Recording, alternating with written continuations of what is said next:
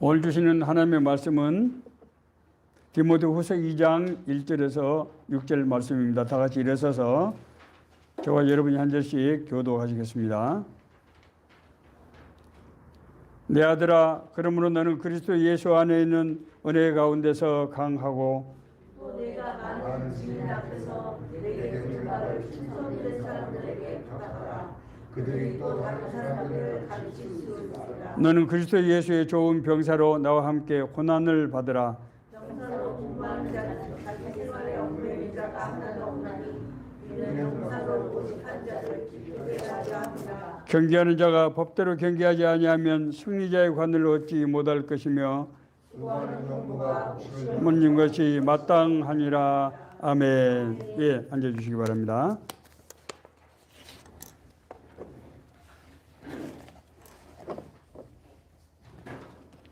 예, 바울 사도는 여러분 잘 아시는 대로 유대교에 아주 정통하고 아주 헌신하는 그런 인물이었습니다.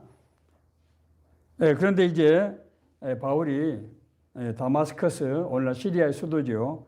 가는 길 중에서, 여정 중에서 부활하신 예수님의 영을 만나고 난 다음에 이게 회심을 해서 그리스도 예수의 제자가 되었습니다. 바울이 그 후에 이제 전도 여행을 이방인의 사도로서 하게 되는데, 첫 번째 전도 여행을 한 것이 대개 AD 한 45년이라고 학자들은 그렇게 보고 있습니다.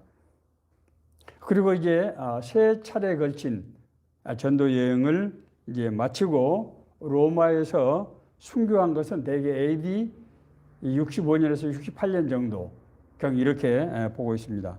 그렇기 때문에 바울 사도가 실제로 사역을 한 횟수는 한 20년 정도라고 보시면 됩니다. 그런데 바울 사후에 로마의 콘스탄티누스 대제가 AD 313년에 기독교를 공인하게 됩니다. 그래서 이제 기독교를 마음 놓고 이제 복음을 전할 수 있게 그렇게 된 것이죠. 자, 그런데 AD 313년에 콘스탄티누스 대제가 기독교를 공인한 것이 그분이 믿음이 좋았기 때문이라기보다는 당시에 기독교가 이미 소아시아와 지중해 섬들과 그리고 유럽에 전반적으로 확산되어 있어서, 그러니까 그게 지금 다 로마의 영역입니다. 그 당시에. 이 기독교도들을 포용하는 것이 콘스탄티누스 대제의 통치, 그 당시에 사실은 황제가 두 사람이었어요. 서로 경쟁을 하고 있었거든요. 그래서 서로마의 황제인 콘스탄티누스 대제가 기독교를 공인해버림으로써 기독교도들을 자기 영향권 내에 끌어들인 것이죠. 그렇게 해석을 하고 있습니다. 물론 이 지역의 복음화가 전적으로 뭐 바울 한 사람의 힘으로 된 것이다 라고 얘기할 수는 없습니다만은 바울이 결정적인 역할을 한 것은 틀림없습니다.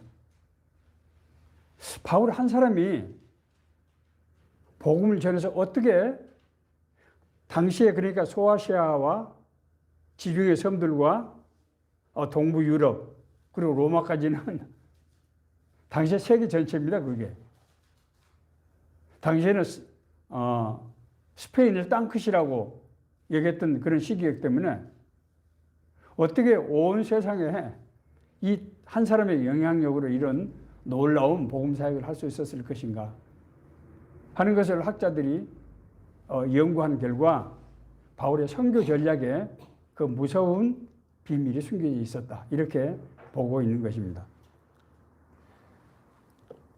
오늘은 바울 사도가 그런 아주 극한적인 복음의 핍박을 받는 환경 속에서도 어떻게 놀라운 그런 복음의 부흥을 일으킬 수 있었던가 하는 비밀들을 우리가 살펴봄으로써 오늘날 우리가 그리스도 예수의 제자로서, 하나님의 자녀로서 어떻게 살아야 될 것인가 하는 것을 우리가 생각해 보는 기회가 되기를 바랍니다. 오늘 본문은 바울 사도가 자기 제자인 디모데에게 보낸 두 번째 편지입니다. 여러분, 디모데는 어떤 인물입니까? 바울의 제자이면서 동역자로서 바울 사역에 핵심적인 역할을 했던 그런 사람이지요. 디모데는 소아시아 남부 지방 루스트라 출생입니다. 오늘날로 말하면은 터키 서북 쪽이라고 보시면 됩니다. 지중해 연안 가까운데 그쪽이라고 보시면 됩니다. 어린 시절 자기 어머니는 유니게, 외조모는 로이스인데 두 분 다 유대인들입니다. 그래서 어렸을 때부터 유대 율법과 십계명에 대해서 공부를 하고 아주 그런 신앙적인 삶을 살았던 그런 유대교적인 종교관을 가지고 있었던 그런 사람입니다. 바울이 이제 AD 45년부터 46년에 1차 전도 여행을 하게 되는데 그때 루스트라 지방을 가거든요. 그래서 아마 디모데의 외조모 루이스와 어머니 유닉에 영향이 있던 것 같은데 그 지역에 가서 디모데에게 안수해서 세례를 주게 됩니다. 그때 아마 바울이 디모데를 아주 굉장히 훌륭한 사람을 아마 봤던 것 같아요. 그래서 2차 전도 여행 때 디모데를 동행시키고 3차 전도 여행 후에 이제 저쪽 마게도니아 지역, 그러니까 고린도 교회에서 이제 예루살렘에 가게 되는데 그때는 후원금을 많이 걷어가지고 예루살렘 교회에 전달하기 시작합니다. 그때 디모데를 데리고 갑니다. 그러니까 디모데가 바울 사역의 핵심적인 인물이 됐구나 하는 것을 우리가 짐작할 수 있습니다. 바울은 디모데와 함께 동역했을 뿐만 아니라 바울이 개척했던 모든 교회들, 마게도니아, 베레아, 아테네, 데살로니카, 에베소, 고린도, 빌립보 등 이 디모데가 지역 교회를 순회하면서 혼자 교회들을 지도하고 관리하고 그래서 교회들이 굳건하게 설 수 있도록 그런 역할을 하게 되고 바울 순교 후에는 바울이 이제 순교하기 직전에 에베소 교회 그 지역에 이제 주교로 임명이 되어서 거기서 사역을 하다가 순교한 것으로 그렇게 알려지고 있습니다.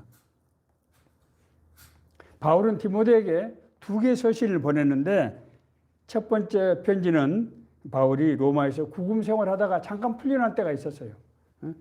한 2년 정도 풀려날 때가 있었는데 그때 이제 선교 여행을 하면서 디모데에게 편지를 한번 썼고 두 번째 편지는 그것이 AD 한 63년경입니다. 두 번째 편지는 바울이 순교하기 직전인 65년 조금 이전에 아마 편지를 쓴 것으로 그렇게 그렇게 기록된 것으로 보입니다. 이 바울이 디모데한테 보낸 편지를 대표적인 목회 서신이라고 하는데 이것은 디모데가 바울이 개척했던 교회들을 순회하면서 지도하고 또 지원하고 하는 역할을 했기 때문에 교회에 어떻게 목회를 할 것인가, 교회 예배, 또 교회에서 하나님께 기도드리는 문제, 또 교회에서 당시에 특히 문제가 됐던 것이 여성들에 대한 예우를 어떻게 할 것인가 역할, 또 교회 재직 임명, 이런 아주 중요한 사항들에 대해서 이제 기본적인 지침을 주고 있는 것을 볼 수 있습니다. 오늘 본문 디모데후서 2장에서 1절에서 6절은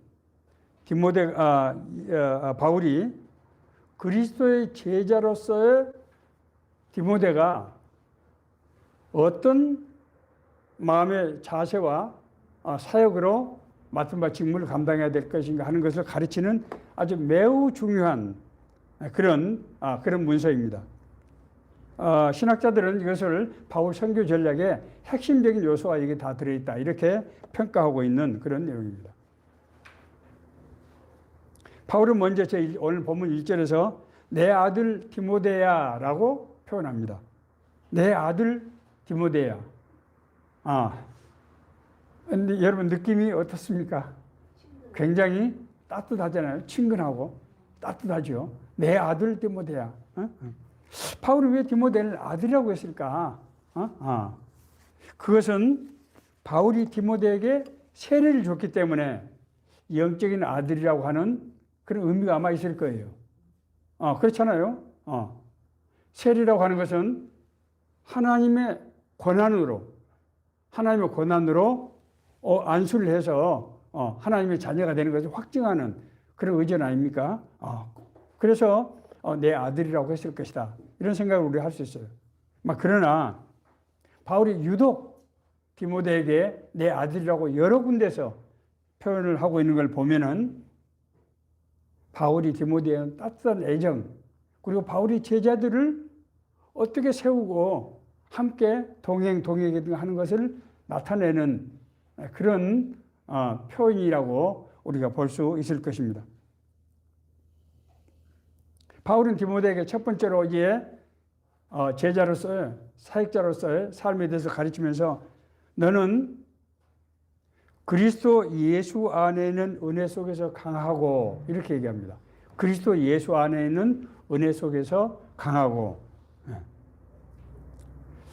항상 우리 신약 성경에 그리스도 예수 안에 있는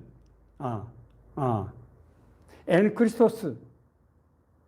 이 말이 조금 해석이 어려운데 제가 예수 그리스도를 통한 이렇게 해석을 하면은 이해가 쉽다 이렇게 말씀드렸습니다. 예수 그리스도를 통해서 받는 이 은혜는 예수님의 은혜라는 말도 뭐 성립이 안 되는 건 아니지만 하나님의 은혜거든요. 예. 그래서 예수 그리스도를 통해서 받는 하나님의 은혜 안에서 강해야 된다. 그런 은혜가 풍성해야 된다. 이렇게 말씀하고 있는 것입니다. 이걸 구체적으로 말씀드리면은 예수 그리스도와의 교제를 통해서 하나님의 인도하심과 하나님의 능력이 네 삶 속에서 나타나야 된다는 거예요. 자, 우리가 하나님의 자녀라고 하는 것은 하나님의 DNA를 우리가 갖고 있다는 거 아닙니까? 영적인 DNA죠. 이 말을 자꾸 비유적인 표현으로 이해하시는 분들이 있는데 저는요, 설교 때나 성경을 가르칠 때 가급적인 비유적인 표현은 제가 분명히 비유적인 표현이라고 얘기를 합니다. 왜냐하면 이것은 단순히 비유적인 표현이 아니기 때문이에요. 우리가 하나님의 자녀라고 하는 것은 우리가 구원받고 거듭나서 우리 심령 안에 하나님의 영이 회복이 된 거예요. 그러니까 영적으로 하나님의 DNA가 우리 안에 있는 겁니다. 그래서 자녀라고 하는 거예요. 이게 그냥 하나님이 내 아들아라고 표현한 것이 그냥 따뜻하게 부르는 그런 이 호칭만은 아니라는 거예요. 그렇기 때문에 우리가 하나님의 자녀라고 하는 것은 하나님의 인도하심과 하나님의 능력이 우리 안에서 나타나도록 돼 있는 거예요. 우리가 병을 고침을 받고 하나님의 음성을 듣고 하나님의 인도하심을 받고 이런 것이 어떻게 가능합니까? 하나님 우리를 인도하시고 있다고는 결정적 증거들이죠. 그렇잖아요. 이것은 하나님 우리를 아시고 하나님과 우리와 동행하신다는 거거든요. 이 은혜를 누리지 못하고 나중에 어떻게 하나님 나라 들어서 살 수가 있습니까? 이것을 하나님 나라 동역이라고 하는 거잖아요. 그리고 이 땅에 나에게 하나님 나라가 이루어진 거거든요. 하나님이 역사하시니까. 하나님의 나라는 하나님의 통치라는 뜻 아닙니까? 그렇잖아요. 우리가 이 개념을 아주 분명하게 그리고 확실하게 붙잡고 있어야 됩니다. 이것을 인식하지 못하고 온다고 하면은 신앙생활은 종교생활이 되고 많은 거예요. 껍데기가 되는 겁니다. 그리스도의 제자가 된다고 하는 것은 그리스도와 똑같은 삶을 산다는 거예요. The imitation of Jesus Christ. 예수 그리스도를 본받는다고 하는 것은 예수 그리스도의 삶을 산다는 거거든요. 그렇게 하려고 그러면은 예수의 영, 하나님의 영이 우리 안에서 역사해서 인도하셔서 같이 살아야 되는 거예요. 그것이 예수 그리스도 제자가 된다는 얘기예요. 예수님의 제자가 된다고 하는 것은 단순히 예수님의 가르침을 받았다는 뜻이 아니고 그걸 넘어서서 예수님과 동행하는 삶을 산다는 뜻이라고 제가 여러 차례 말씀드렸습니다. 그리스도의 제자로서의 필요한 영적인 능력, 이건 영적인 능력이에요. 사람이 인간의 이성으로 되지 않습니다. 인간의 이성으로 어떻게 사람이 구원을 받습니까? 인간의 이성으로 내가 어떻게 만지도 않는 사람이 병이 났습니까? 그렇잖아요. 이것은 그리스도를 통한 은혜로서만 가능하기 때문에 바울이 이렇게 얘기하는 거예요. 절대로 우리가 이 사실을 잊어서는 안 되고 항상 이걸 붙잡고 있어야 됩니다. 하나님이 나와 함께 하신다. 하나님이 나를 인도하시고 하나님께 나에게 역사하신다. 이걸 확실히 붙잡고 그래야 하나님의 사람이 되는 거예요. 그렇지 않습니까? 자, 둘째로 바울은 내게 들은 바를 충성된 사람들에게 부탁하라. 이렇게 얘기합니다. 충성된 사람들, 내게 들은 바. 바울이 자기가 가르쳤던 얘기들을 어떻게 하라고요? 충성된 사람들에게 부탁하라 이렇게 말씀하고 있습니다. 자, 제자를 세울 여러 가지 과정이 있습니다. 우리 선교학에서는 7개 과정을 얘기를 해요. 그 중에서 가장 중요한 것은 제대로 된 사람을 뽑는 거겠죠. 그렇잖아요. 사람이 제대로 안 되면은 나무가 열매가 제대로 돌 감람나무가 되면은 그 열매가 어떻게 됩니까? 돌배나무는 돌배를 낳는 것이죠. 그렇지 않습니까? 우리 말에도 결성 부른 나무는 떡잎부터 알아본다. 이런 말 있잖아요. 기본적인 어떤 소양과 요소가 돼 있어야 된다고 하는 거예요. 예수님께서 12제자를 택하실 때 성경의 기록을 자세히 보시면은 밤새 가서 기도를 하신 걸 알 수 있어요. 예수님이 12제자를 그냥 아는 사람을 택한 게 아니에요. 밤이 맞도록 가서 밤새 기도를 하신 거예요. 왜? 제자를 세우는 것이 너무나 중요하기 때문에. 너무나 중요해요. 하나님의 뜻을 완전히 들어서 하나님의 뜻 가운데서 해야 되기 때문에 그러는 거예요. 이제 충성된 사람이라고 하는 헬라 말은 피스토스라는 단어를 씁니다. 피스토스. 이 뜻은 신뢰성이나 확실성을 말하는 겁니다. 자, 그런데 이것이 이제 계약 당사자 간의 계약의 신실성을 말하는 거예요. 제가 이제 우리 구원에 우리가 하나님의 의의 의미에 대해서 제가 한번 이 법적인 의와 제가 계약상의 관계성 속에서 의라고 하는 제가 두 개의 신학적 개념을 제가 설명드린 적이 있습니다만은 나중에 이제 기회가 되면 또 한번 말씀드리겠습니다.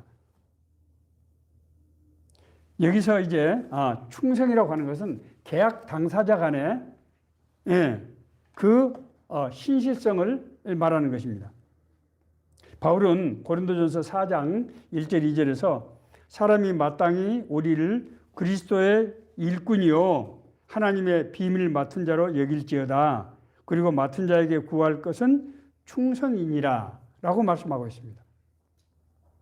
맡은 자는 일을 내가 맡기고 받은 사람이잖아요. 받은 사람과 준 사람과 받은 사람 사이에 뭐가 있어야 된다고요? 계약에 이행하는 신실성이 있어야 되는 거예요. 자, 하나님의 아브라함을 선택했어요. 그래서 하나님의 나라를 온 인류에게 알리는 역할을 맡겼어요. 그런데 만약에 이스라엘이 그것을 역할을 하지 않으면은 어떻게 됩니까? 하나님이 아브라함에게 해야 될 의무를 못하게 하는 거예요. 자, 이건 결정적인 문제죠. 그러니까 이스라엘이 하나님의 약속을 지키지 않은 것은 하나님이 이스라엘에 대한 의무를 이행을 못하게 하는 거예요. 그래서 하나님이 멸망시킨 것이에요. 그래서는 될 수가, 계약 관계가 파괴되는 거예요. 될 수 없는 거예요. 자, 충성이라고 하는 것은 하나님의 일을 맡은 사람에게, 하나님이 그 사람에게, 자, 니하고 나하고 이렇게 하도록 하자. 이렇게 약속을 하는 거예요. 그걸 온전히 이행하는 것이 바로 충성이라는 개념이라는 거예요. 우리 혼인서약에 있어서 뭡니까? 혼인서약이라는 게 뭡니까? 너하고 나하고 남편과 아내가 서로 약속을 하는 거 아닙니까? 그 한 사람이 이걸 깨뜨리면 어떻게 돼요? 다른 한 사람이 다른 배우자에게 해야 될 의무를 할 수가 없게 되는 것이죠. 그래서 이게 깨지는 것이에요. 충성이라는 개념은 아주 대단히 중요한 개념입니다. 내가 그냥 하고 싶으면 하고 말고 싶으면 마는 게 아니에요. 충성 여호와의 눈은 온 땅을 두루 감찰하사 전심으로 자기에게 향하는 자들 위하여 능력을 베푸시나니. 여호와 하나님은 전심으로 자기에게 향한 자, 자기에게 일을 맡긴 자에게 뭘 준다고요? 능력을 베푸신다는 거예요. 충성이 먼저예요. 우리가 하나님 앞에 충성할 때 하나님은 그 충성한 일을 감당할 수 있는 능력을 우리에게 베푸시는 거예요. 바울은 그래서 그 충성된 사람들에게 내가 나에게 배운 것을 부탁하라 그렇게 얘기합니다. 자, 충성된 자들에게 어떻게 하라고요? 부탁하라. 뭘 부탁하라? 너희가 나에게 배운 것을 그 사람들에게 부탁하라. 이런. 여기서 부탁하라는 말은 다른 사람들에게 전하라. 그런 뜻입니다. 다른 사람들에게 전하라. 이것은 이제 바울 전략의 핵심으로서 영적 재생산을 의미하고 있는 것입니다. 자, 영적 재생산을 이제 성교학적 용어로는 승법 번식이라는 단어를 쓰고 있습니다. 승법 번식. 승법 번식은 가법 번식에 대비되는 말인데, 가법 번식은 더하기, 가법. 그렇죠? 예. 승법은 곱하기입니다. 가법 번식은 한 사람이 여러 사람에게 복음을 전하는 거예요. 그런데 승법 번식은 여러 사람에게 복음을 전하는 대신 어떤 특정한 사람에게 복음을 전해서 그 사람이 또 다른 사람에게 복음을 전하게 하는 방식이에요. 자, 이를테면은 한 사람이 다른 한 사람에게 복음을 전하면 몇 사람이 됩니까? 복음 사역자가 두 사람이 되는 거죠. 두 사람이 또 한 사람씩에게 전하면 몇 사람이 됩니까? 네 사람. 네 사람 다음에 8사람, 16, 32, 64, 128, 256, 1024 이렇게 돼 나가겠죠. 예. 이것이 바로 영적인 승법 번식이에요. 바울이 이건 정말 무서운 전략입니다. 제가 우스갯 얘기 하나 할까요? 우리 형이 머리가 아주 굉장히 좋은 사람이에요. 어려서 딱지치기를 하는데 기술은 내가 더 좋아요. 내가 딱지를 치는 기술이 있다고. 나름대로 연구를 해가지고, 모서리를 이렇게 찍으면은 이게 잘 넘어간다는 걸 내가 개발했어요. 그런데 형은 그건 잘 안 되는데 이 사람은 머리가 좋아요. 그래가지고, 자기가 손해를 안 보는 방법을 개발했는데 그것은 판돈을 항상 배로 올리는 거예요. 나는 아무리 따도 한 번만 치면은 그 형은 본전이 되는 거예요. 판돈이 커지기 때문에. 이것이 영적 그런 것입니다. 자, 어떻게 부탁을 하는 것인가? 어떻게 가르치는 것인가? 그렇죠? 예. 부탁하라는 얘기는 가르치는 것이라고 제가 말씀드렸죠. 예. 그것은 내가 복음을 전한 사람이 또 다른 사람을 전하도록 그렇게 가르치는 것입니다. 디모데가 바울에게 배운 것을 디모데가 또 다른 사람에게 전하도록 그렇게 가르치는 것입니다. 이것을 앞서 제가 설명한 대로 영적 재생산, 영적 승법 번식 그렇게 얘기한다고 하는 것입니다. 예수님께서 근데 이렇게 이제 하려고 하면은 어떻게 합니까? 복음을 전하는 것이 삶이 돼야 돼요. 그렇지 않습니까? 어떻게 이것만 하고 살 수가 있겠습니까? 그렇잖아요. 복음을 다른 사람에게 계속해서 전할 수 있다고 하는 것은 그것이 삶이 되는 경우에만 가능한 것입니다. 여기 보면은 예수님께서 이제 제자들을 부르실 때 뭐라고 부르십니까? 갈릴리 호수에 있는 제자들 부르실 때 나를 따라오너라 내가 너희로 사람을 낚는 어부가 되게 하리라. 그렇게 말씀하셨어요. 여기서 나를 따라오라고 하는 것은 나하고 같이 가자는 의미도 있지만은 나의 삶을 배우라고 하는 것이죠. 자, 그런데 예수님께서는 자신의 자기 삶에서 나타나는 하나님의 나라를 어떻게 가르치셨습니까? 첫째, 예수님께서는 원리를 말씀하셨죠. 하나님 나라에서 원리를 말씀하셨어요. 하나님의 나라는 우리가 인간이 이성으로 이해할 수 없기 때문에 예수님이 쉽게 비유를 통해서 말씀하셨습니다. 무슨 포도나무의 비유, 모가나무의 비유, 열처녀의 비유, 이런 여러 가지 또 포도원 일꾼의 비유, 여러 가지 비유들을 쓰셨죠. 두 번째로 예수님은 자기 삶 가운데서 병을 고치고 귀신을 쫓아내고 사람들에게 떡을 먹이고 하는 이런 기사와 표적을 통해서 하나님의 나라가 실제로 임한다고 하는 것을 제자들이 확실히 알게 하셨어요. 그렇지 않습니까? 예. 자, 세 번째로 예수님은 그 제자들을 이제 교육시키고 훈련시킬 때 파송을 해서 두 사람씩 짝을 지어가지고 병을 고치고 귀신 쫓아내고 복음을 전하는 능력을 주셔서 제자들을 보내셨는데 제자들에게 현장 가서 해보니까 그 역사가 일어났다 안 일어났다? 일어났어요. 그리고 나중에 부활 승천하신 후에는 성령님을 보내셔서 제자들이 사역을 할 때 예수님의 권능으로 하나님의 권능으로 그 사역을 하게 하신 거예요. 자, 이것이 바로 예수님께서 제자들을 세우신 삶이 바로 복음이 되게 하는 바로 그 방식입니다. 네. 이것이 될 수 있을 때만 이 놀라운 영적 승포 번식이 가능하게 되는 것입니다. 예수님의 이 교육 방법, 바울 사도가 예수님을 통해서 확립한 이 교육 방법을 삼위일체식 교육이라고 합니다. 첫째는 원리를 가르치고 원리를 설명해 주는, 하나님의 나라에 대해서 설명을 해 주는 거예요. 하나님의 나라는 뭐냐? 많은 사람들이 하나님의 나라를 죽어서 가는 천국으로 생각하는데 성경은 절대로 그렇게 말씀하시지 않고 이 땅에 임한 하나님의 나라에 대해서 대부분 말씀하고 있어요. 네가 귀신을 쫓아내는 것이면은, 네가 병을 낳은 것이면은 하나님의 나라가 너에게 임한 것이 아니냐. 예수님께서는 그렇게 말씀하셨어요. 삼일체 교육은 첫째는 원리를 말하고 두 번째는 뭐예요?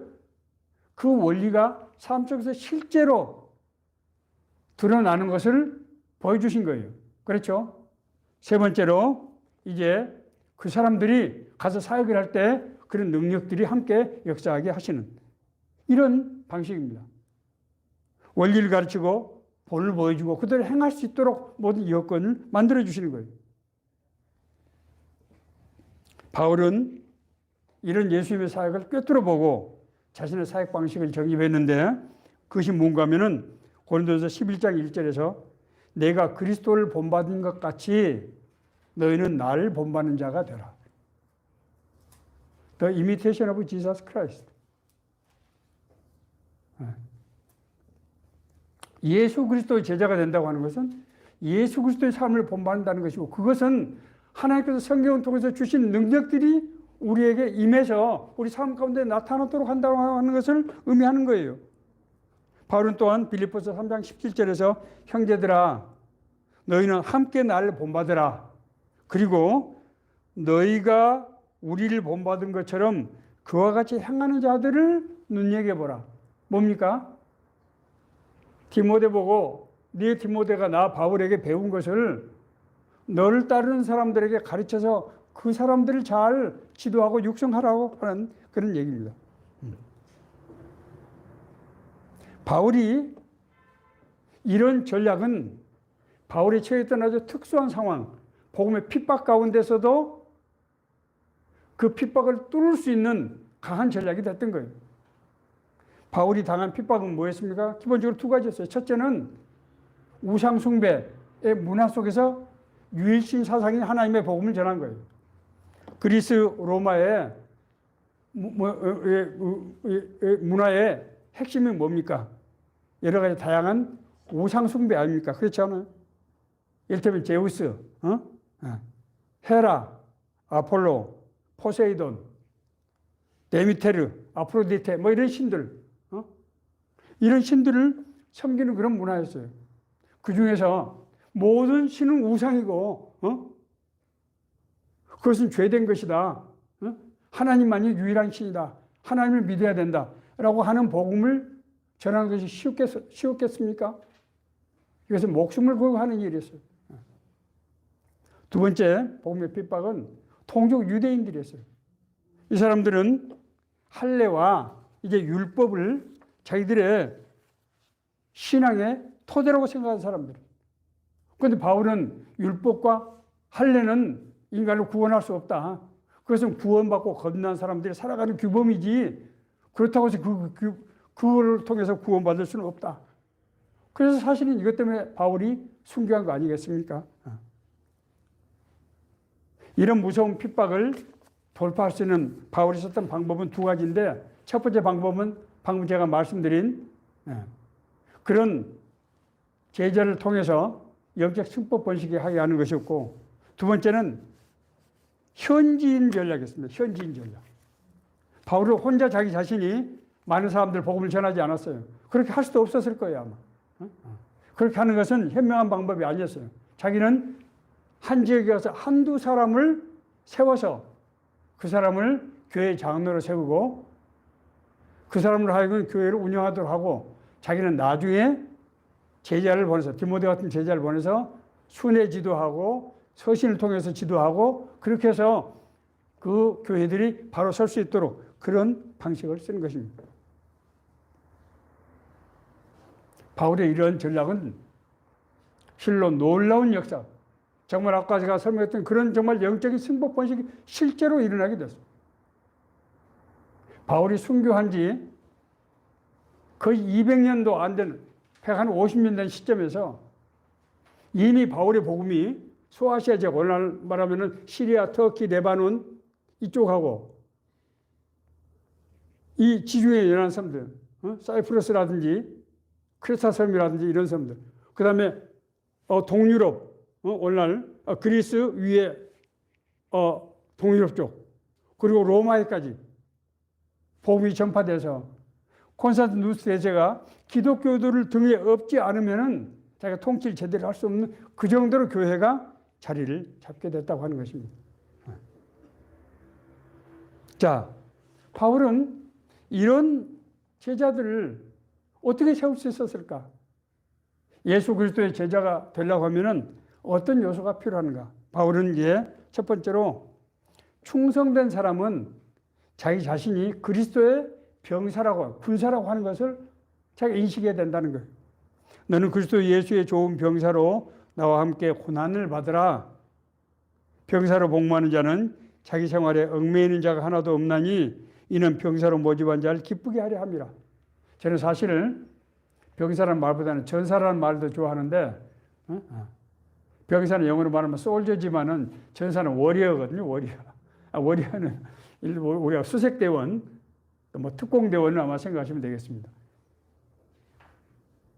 어쨌든 자, 병사는 우리가 군대에 가면 이제 처음에 요즘은 우리 때는 6주를 받았는데 요즘은 뭐 4주라고 하는 것 같던데, 4주 동안 우리가 군사의 모든 그 지식과 기술을 다 배웁니까? 아닙니다. 처음에 군대 가면 뭐 제식훈련 시키고 군사에 어떤 필요한 기술보다는 그런 정인적인 훈련 시키거든요. 머리를 깎는 거죠. 자, 그런데 놀라운 것은 그 4주나 6주 훈련을 받고 나면은 군인들이 눈동자가 반짝반짝 빛난다는 거예요.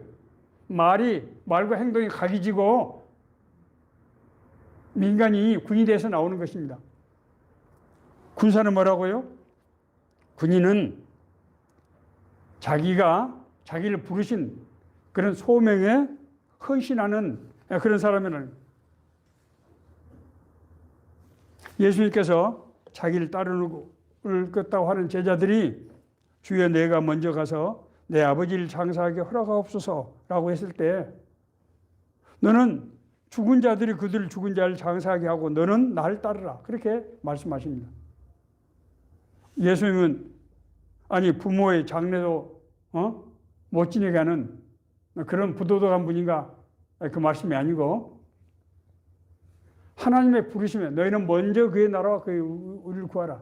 순서의 우선순위가 아니고 삶의 우선순위라는 거예요. 삶의 우선순위, 가치의 우선순위라고 하는 거예요. 군사는 자기 엄마 보고 싶다고 요즘, 자기 애인 보고 싶다고, 그렇게 하고 전쟁에서 싸울 수 있겠습니까? 군사는 유사시에 자기 목숨을 걸고 국민들을 지키는 그런 역할 아닙니까? 그래서 부르신 자의 사명이 충성해야 된다는 거죠. 여러 가지 일상사에 매이는 사람들은 그리스도의 제자로서 삶을 살 수 없습니다. 그렇기 때문에 사역자의 삶을 단순화하는 것입니다. simplify. 삶을 단순화하는 거예요. 예수님께서는 요한복음 15장에 열매 맺는 삶에서 이렇게 말씀하십니다. 무릇 열매를 맺는 가지는 더 열매를 맺게 하여 그것을 깨끗하게 하느니라.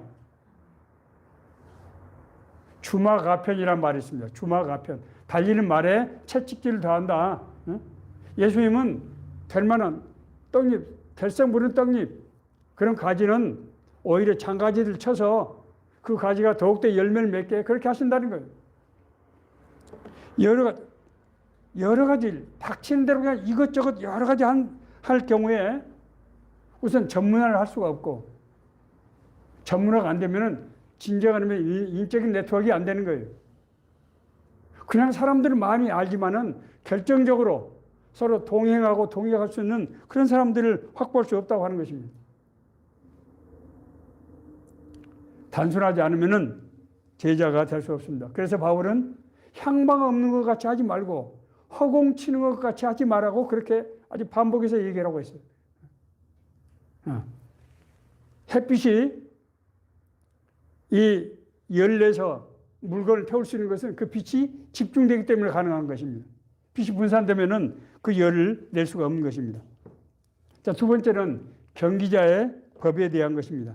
경기하는 자가 법대로 경기하지 아니하면 승리자의 관을 얻지 못할 것이며,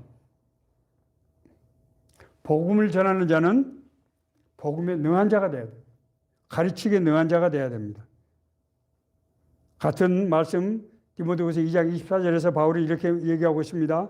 주의 종은 마땅히 다투지 아니하고 모든 사람에 대하여 온유하며 가르치기를 잘하며, 잘 가르쳐야 된다고 하는 거예요. 아이를 낳는 어머니가 자녀를 어떻게 육성할지 잘 모른다고 하면 어떤 상황이 발생합니까? 요즘 정말 그것이 큰 문제인 것 같아요. 올바로 자녀들을 어떻게 해야 제대로 양육할 수 있는지 그걸 모르기 때문에 무조건 그냥 사랑을 많이 쏟아부으면 된다. 애들이 원하는 대로 해주면 된다.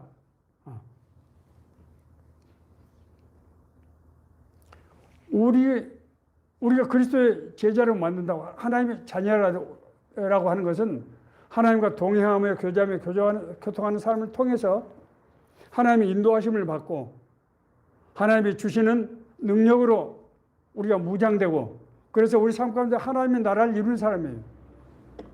그렇게 되면은 이것은 뭘 통해서 이루어집니까? 하나님의 말씀과 기도를 통해서 이루어진단 말이에요.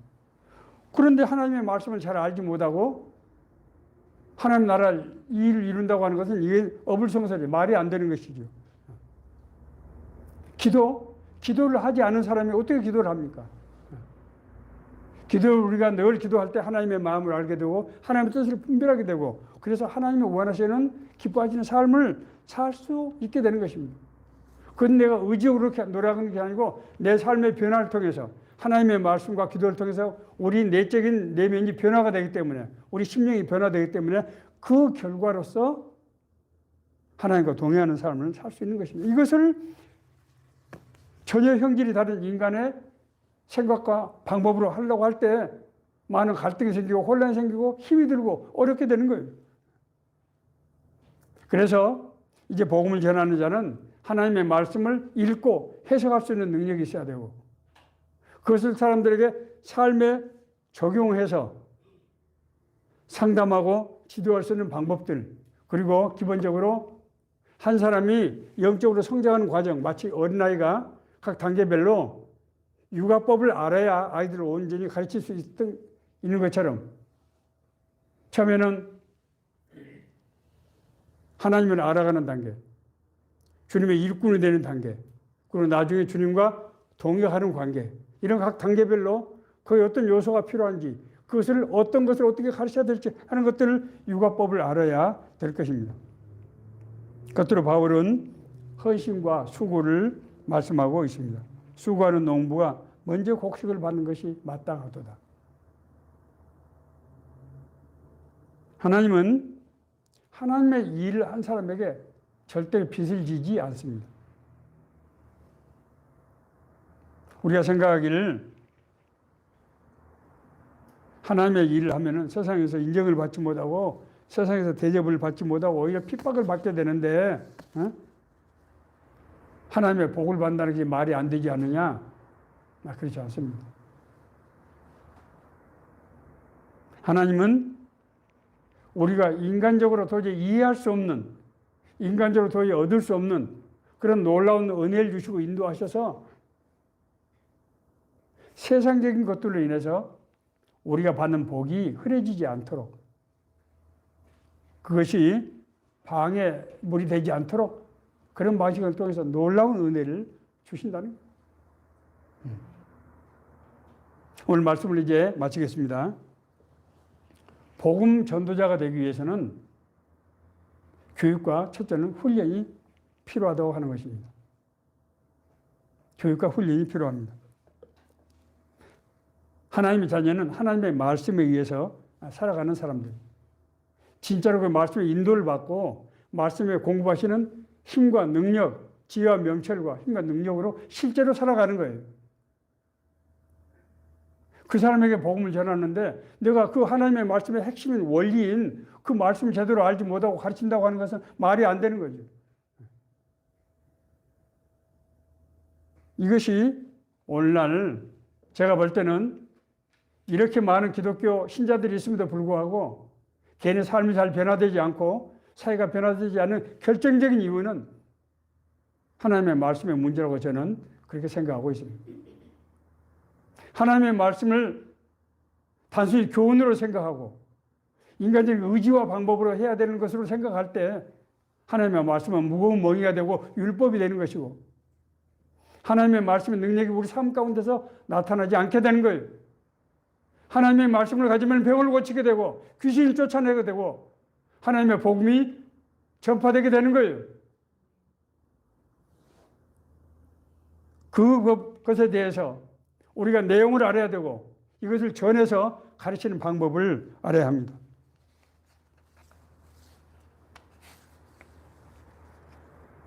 두 번째는 다른 사람을 가르치는 것이 핵심적인 전략이라고 하는 거예요. 제자를 세우는 것이 핵심적인 전략이에요. 물론 전문적인 사역을 하는 저처럼 목사가 된다든지 하는 사람들은 뭐 밥 먹고 하는 일이 그 일이니까 할 수 있어요. 그러나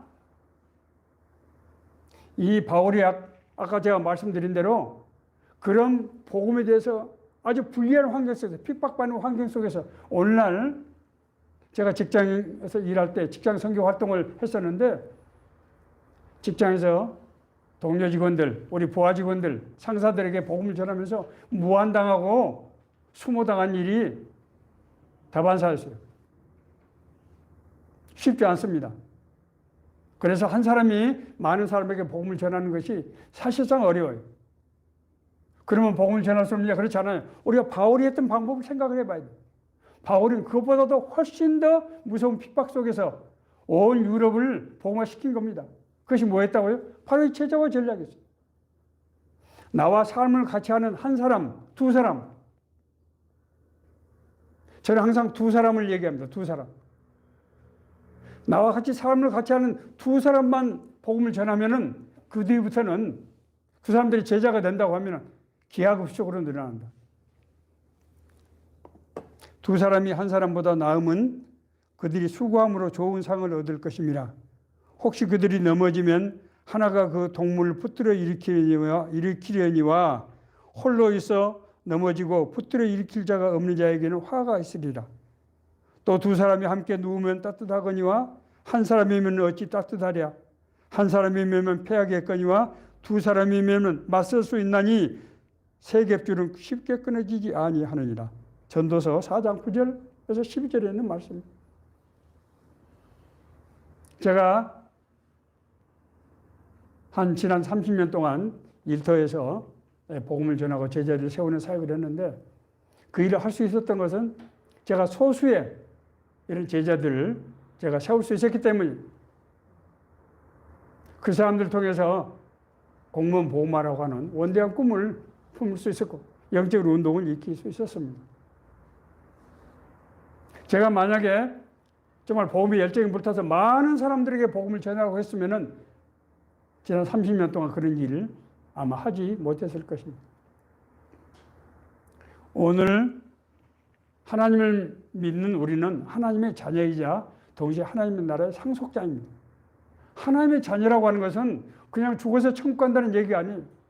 우리가 삶 가운데서 하나님의 음성을 듣고 인도하심을 받고 하나님께서 우리 삶의 문제를 해결하시고 정말로 우리가 주님과 정말 실제로 동행하고 동역하는 그런 삶을 사는 거예요. 그리고 그 일을 우리가 또 다른 사람에게 전할 수 있도록 우리에게 맡기신 것입니다. 상속자. 세상에 여러 가지 좋은 직위, 좋은 직업이 많고 좋은 일이 많지만은 천지만물의 창조자이시고 인간의 생사화복을 주관하시는 하나님 나라 일 맡은 것처럼 크고 중요한 일, 귀한 일이 어디 있겠습니까? 그리고 큰 축복이 어디 있겠습니까? 오늘 주시는 이 말씀이 우리 삶에 주시는 은혜의 말씀이 되기를, 생명의 말씀이 되기를 간절히 바랍니다. 네.